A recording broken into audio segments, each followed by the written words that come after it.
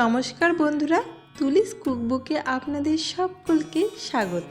আমার আজকের রেসিপি কচু শাক। কচু শাক আমিষ নিরামিষ দুভাবেই রান্না করা হয়। আজ আমি বানাবো ইলিশ মাছের মাথা দিয়ে কচু শাক, যেটা প্রায় প্রত্যেক বাঙালি বাড়িতে এই সময় হয়ে থাকে। এই কচু শাক কিন্তু এক একজনের বাড়িতে এক এক রকমভাবেই রান্না হয়ে থাকে। আমি যেভাবে রান্না করছি সেটাই আপনাদের সঙ্গে শেয়ার করব। চলুন তাহলে দেখে নেই আজকের এই কচু শাকের রেসিপিটি। কচু শাকগুলো আমি ভালো করে পরিষ্কার করে কেটে ধুয়ে নিয়েছি। এবার কচু শাকগুলো একটু ভাপিয়ে নেব। এর জন্য একটা কড়াইতে কচু শাকগুলো নিয়ে নিলাম, আর এর মধ্যে দিয়ে দিলাম হাফ চামচ করে লবণ আর হলুদ গুঁড়ো, আর দিয়ে দিলাম হাফ কাপ মতো জল। এবার একটা ঢাকনা দিয়ে কচু শাকটা 5 মিনিট মতো সেদ্ধ করে নেব। আর এই সময় দিয়ে দিলাম এক টুকরো লেবুর রস, যাতে খাওয়ার সময় কোনো রকমভাবে গলা না ধরে।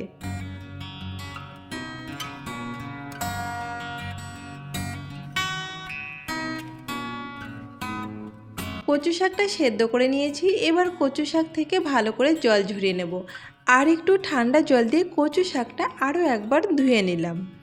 এবার মাছের মাথাগুলো লবণ হলুদ মাখিয়ে রেখে দেব 5-6 মিনিট। আপনারা কিন্তু এই রেসিপিটি ইলিশ মাছের পরিবর্তে যে কোনো মাছের মাথা দিয়েই করতে পারেন। প্রায় 5 মিনিট পরে একটা কড়াই ভালো করে গরম করে নিয়ে এর মধ্যে দিয়ে দিলাম বেশ খানিকটা সরষের তেল। তেল ভালো করে গরম হয়ে গেলে মাছের মাথাগুলো এক এক করে তেলের উপরে দিয়ে দেব।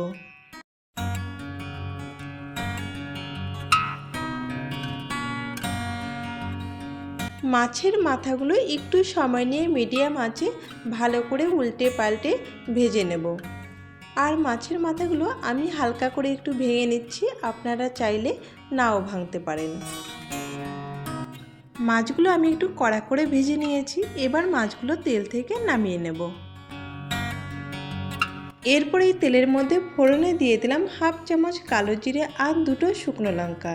এগুলোকে কয়েক সেকেন্ড নেড়েচেড়ে ভেজে নিয়ে এর মধ্যে দিয়ে দিলাম 2টো মিডিয়াম সাইজের পেঁয়াজ কুচি। পেঁয়াজটা কিন্তু একদমই অপশনাল, আপনাদের পছন্দ না হলে পেঁয়াজ দেবেন না।